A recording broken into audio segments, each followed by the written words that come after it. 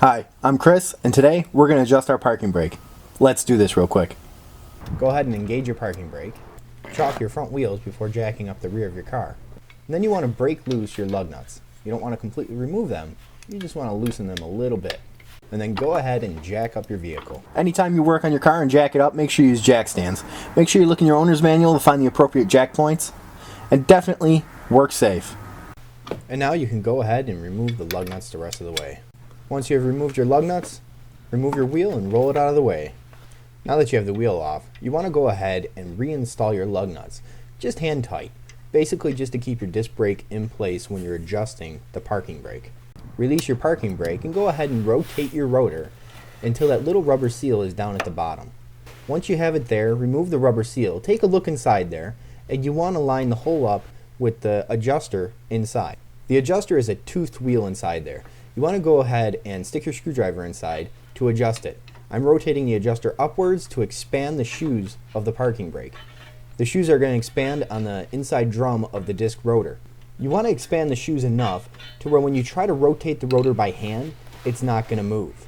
Once you're at that point, for my vehicle, it says go ahead and contract the shoes about 8 notches. Once you're done with that, go ahead and replace the rubber plug and reinstall your wheel. What I like to do is kind of put my foot at the bottom of the wheel after I get it mounted onto the hub. This helps me get my lug nuts back on there a little bit easier. The wheel's not moving around on me, it's not tilting or anything like that. Now all you're going to do now is just hand tighten your lug nuts and then lower your car. With your car lowered, you want to go ahead and torque your lug nuts to the correct specifications. After about 50 to 100 miles of driving, you want to re-torque your lug nuts just to make sure nothing came loose. And then you want to go ahead and repeat this whole process of adjusting your parking brake on the other side of your car. Some people will suggest jacking up the whole rear end of the car and adjust both sides of the car at the same time. I didn't really find that necessary, and this process worked fine for me. Once you have everything completed, don't forget to remove the chocks from your front tires. And then, go for a ride. You want to find an empty parking lot.